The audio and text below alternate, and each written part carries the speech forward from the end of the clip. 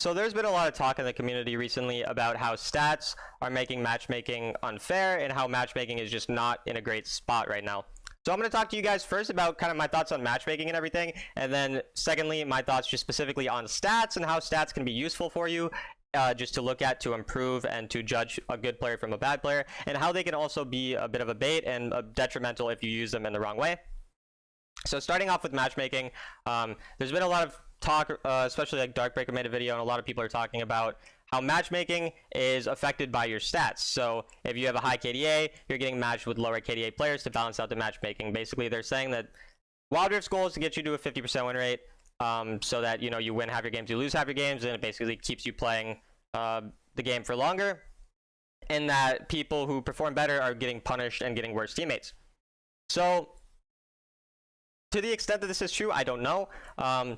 Now, according to Darkbreaker, it's confirmed that matchmaking is based partially on stats, according to him talking with Joshua Menke, who was a former matchmaking, like he basically, I don't know, he developed the matchmaking system or however it worked, but he was like the lead of the matchmaking system about a year ago in Wild Rift, which is partially interesting because the complaints have been really about the matchmaking system like being changed recently, or like becoming worse, which would obviously be irrelevant to Joshua Menke because Joshua Menke was like he no longer works on the matchmaking. He hasn't worked on it for like a year or so, and now he's at some other part in Riot, maybe working on matchmaking somewhere else. But in Wild Rift, to my knowledge, he doesn't work on matchmaking anymore. And because people say it changed recently, that would mean that what he said previously would be not entirely relevant. Now, it is partially relevant since I'm sure the matchmaking is still similar to a large extent to how it was when he worked on it. So again, the issue is that stats affect matchmaking too heavily, and it leads to unfair matches, basically. Is this true? I don't know. Do we have proof of it? We don't really have proof. No, we have one person saying that Joshua Menke said it, but not showing the DMs. But again, I believe that Joshua Menke said this. Just to what extent do the stats affect? We don't really know. I'm sure it's not as drastic as people want to make it out to be. In my opinion, I don't probably think that the stats are the main thing determining what you match. I'm assuming it's more based on win rate, based on your MMR, which basically MMR, if you're playing against a team with a higher MMR, and then you beat them, you'll gain more MMR than if you beat a team with a low MMR, you'll gain less. So basically your MMR is going to be based on trying to determine your actual skill in whatever way you can. Does it use stats for that? Maybe. The extent we don't know is that, that's kind of the issue, right? Is that we don't know, and people feel that it's been tuned up or something. So this may be true. I don't have, a definite answer one way or the other. What I do 100,000% know is that if you are good at the game, you will climb anyways. So in my opinion, and this may be, like a too positive way to view things, it doesn't really matter what matchmaking system you're placed in if you just get good at the game. Like, I know it's a stupid thing, and I'm not insulting you guys if you think that the matchmaking is the reason you're at the rank you are. It's just, if you get really good at the game, and that's always my mindset, that's the best way to avoid all these things. In life, like, life is going to be unfair. You're going to have unfortunate circumstances or a lot of just stuff that's, feels unfair. But in the end, if you just play well and you get better at the game, none of this will matter. And so separate of that, it doesn't mean that people shouldn't complain, right? Sure, it's great and all to just focus on yourself and try to get better, but obviously if this is an issue, people should talk about it, and I agree with that. Excuse me, but I agree people should talk about it if they think it's an issue. The issue that I have is people seem to be using it too far to like basically blame the matchmaking for the reason that they're stuck in the rank they are. And I don't think this was the intended consequence of Darkbreaker's video or anything, but I think it is an unfortunate thing that people are kind of using this as a justification for why they're stuck in low elo. I've gone, unfortunately, and had to read Reddit, and many people complaining about being stuck in the elo they are, or about how the matchmaking is disproportionately affecting them, and all these different things, right? And then if you say that you disagree, well, it's just because you got lucky. And the reality is, guys, the way that any matchmaking system is going to work when it has to assign you 9 other random humans is there's going to be variance that can't be accounted for by any possible algorithm. Because, simply put, what if your mom randomly comes in your room and you have to AFK, okay? So like maybe you get an AFK on your team, right, when you shouldn't. And then that AFK was supposed to be the person on your team carrying you because based on their MMR. But then instead, you know, they go AFK or whatever, and you get bad luck. And then this happens a couple more times. Well, say you get 5 games out of 100 where you get this extra bad luck that most other people aren't getting. Well, your win rate's going to go down by 5%, and we all know 5% is a huge number. So you could hypothetically just get unlucky for 1, 2, 300 games, which is very unfortunate, but simply the reality of any algorithm. It just can't account for human error.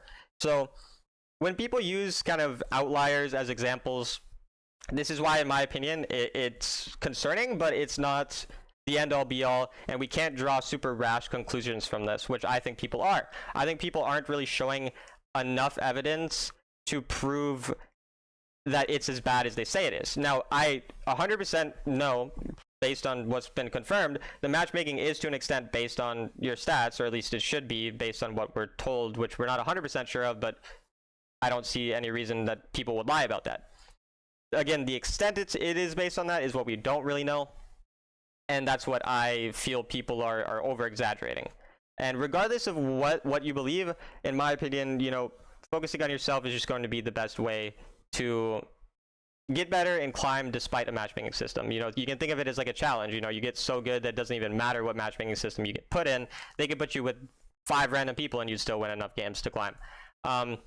But to kind of prove this, or not prove this rather, the goal is not really to prove anything. It's more to just kind of figure stuff out and learn, right? So to learn and to see what I can determine, I am making a list of the stats of my teammates and my opponents in games. I'm going to do 50 total games, and I encourage you guys to do the same and send it to me if you'd like. You don't have to do 50. You could do 10, 5, 1. I don't care. However many. The things I'm listing are rank, which my first 3 games I didn't do this, but after that I'm listing the ranks including marks. So master 24 marks, master 2 marks, like as you can see here. So I'm including the marks to get a more accurate representation of their rank.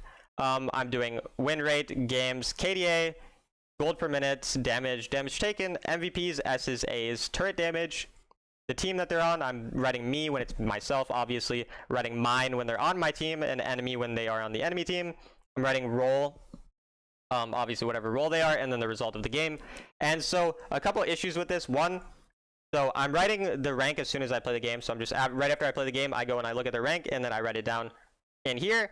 Now, I am waiting until after I'm done with my session of playing games to actually like look at their stats. So these stats are from roughly 4 to 6 hours, like 2 to 6 hours after I'm playing with those people. So their stats may change slightly, but I don't think they will change drastically enough for this to become irrelevant. Again, like, I'm more looking for general conclusions to draw and just see what I can learn, rather than looking for a super like concrete, like, okay, this number specifically like determines whatever, you know, not that, just kind of looking for general trends and seeing what we can learn from this. Again, this is a small sample size of games, so don't think that just whatever the result is from this, it shows how matchmaking works. It's only 50 games. Like I said, there are outliers. You can get unlucky, lucky. It's not going to show anything specific. I honestly just like stats and I like numbers, and I thought it'd be interesting to do, and I thought we might as well try to further inform ourselves, because, you know, we don't know as much as we probably wish we did about matchmaking. So if you guys are interested in doing a similar thing, just let me know. But keep in mind, guys, like, obviously I don't want the data to be altered in any way, so please make sure you're sending me the legitimate data that you actually have from your games to kind of prove this. Like, if you guys have some really bad outliers, like say you have like a 0.1 KDA player, a 1 KDA, right, like a really bad or really good, even like 8 KDA, 75% winner, whatever. If you have those outliers, please send me screenshots as well, just of their profiles, so I can kind of verify that at least like you had them in your games.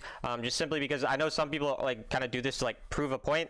Again, like, I mean, I would prefer it to show that I'm right, because I like being right, and I'd also prefer the matchmaking system to work this way, where it's not just stats that determine everything.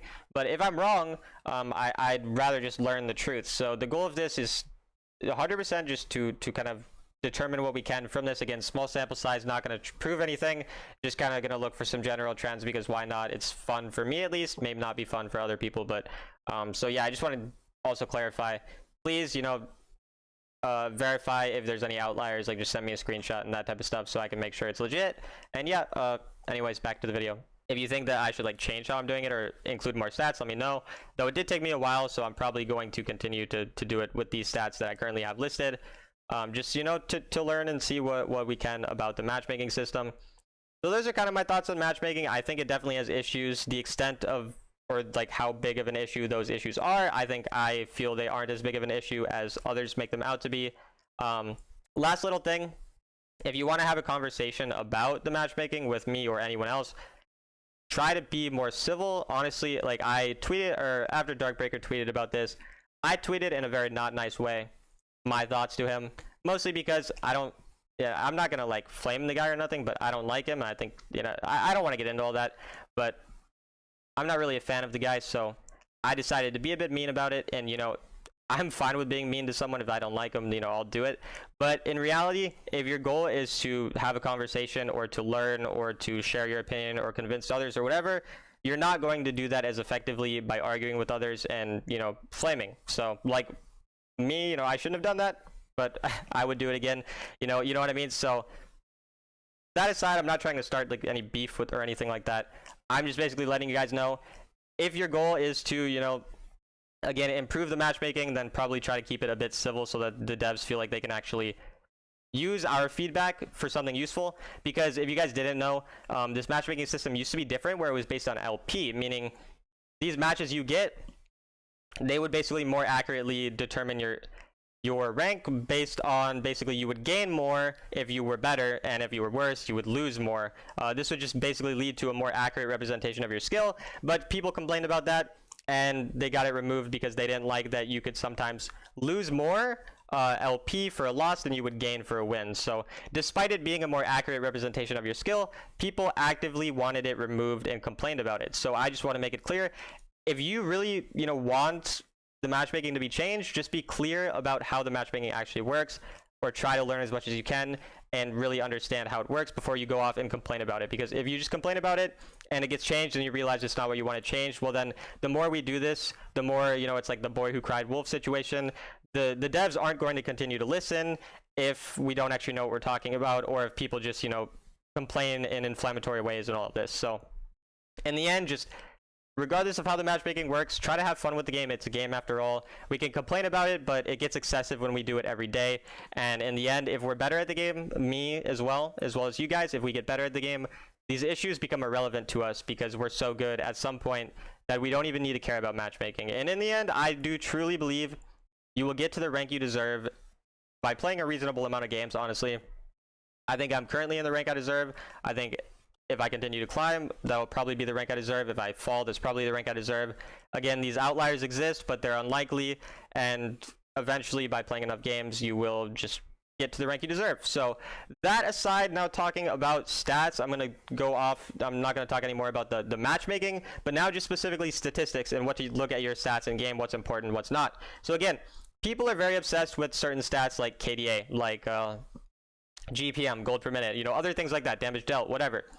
And these things are all great to look at, but they require a lot more context. So, for example, an Alistar player with a 9 KDA is not the same as a Lulu with a 9 KDA. It's very unlikely that an Alistar player can get a 9 KDA because they're a tank, they're going all in, they're putting their life on the line every time. A Lulu player just has to sit back and shield people and position well. So if they're focused on positioning and avoiding deaths, it's going to be very easy by just shielding people to get assists, because you get an assist just if someone kills someone when you shield them. So based on the champion you're playing, based on the role you're playing, based on the way you decide to play the game, all of these factors impact all of these stats. That means that sure, you might have a high KDA, but you might not be playing well, because if you're playing Dr. Mundo, shout out Lawful Rock for people who watch my stream, and you have a high KDA, well, that doesn't really matter if in the end you're just like not actually doing anything. You're not getting a ton of gold because you're not putting your life on the line. You're not tanking up a ton of damage for your teammates. You're not doing all these other things, right? There's more stats that are important for different types of champs. Like tanks, damage taken is pretty important, but even damage taken can be a bait, because damage taken is not always important if you're taking the damage at the right time. So like as a tank, you want to be taking damage when your teammates are dealing damage. You don't want to take damage just to take damage. So if you're taking damage and then your carry that's giving your carry space to basically, auto attack, that's good. But if you're taking damage and your teammates aren't anywhere to follow up, that's bad. But you could still have a higher damage taken stat even if you're making a mistake. So I do think like these outliers who have like a 1 KDA in Grandmaster or Master and are able to climb with like no turret damage and like a lot of these like, you know, bad stats, I write it off to being an outlier. Like I told you, small sample size of games, even 1 to 200 in the grand scheme of things is a small sample size, believe it or not. Even 300 or 400 is relatively small. If you just get a little bit of good luck, it is possible. Now, again, is KDA and stats affecting this? Is the matchmaking system flawed, and is this why they're climbing? Maybe. Probably to an extent. I would say it's most likely, at least to an extent, true that it is impacting it. It's just, again, the extent. I don't think it is as large as most think it is, or use it, you know, as an excuse. So again, I just wanted to talk about stats and matchmaking a bit since it's been such a big topic in the community. Once I end up finishing that, again, I'll go back to it now here. This thing, this player stats thing, I will make a video about it. I'm at like 16 games right now. I'm gonna do 50. And then, if you guys want to send me anything, feel free to do that. The video will probably be out in roughly a week. It takes a long time. It took me like 3 or 4 hours to write down all these stats just from these 16 games. And there may be a mistake or two in there. Honestly, like, you know, the data might get slightly messed up from user error. Maybe I'll type in the wrong number or something. Or maybe, again, since I'm taking it a couple hours after I play, the stats will be slightly different. So there's definitely flaws with it. It was more of a fun thing that I thought would be interesting to look at. Kind of the correlations or whatever between the different stats between my teammates and the enemy and all that. And again, I hope you guys enjoyed. Hopefully we're able to focus on improving and learning and getting better at the game. And while the whole conversation on matchmaking is good to try to improve the game, at the same time, I just want you guys to keep in mind that the only factor you can really control is yourself. And yeah, I'll see you guys in the next video.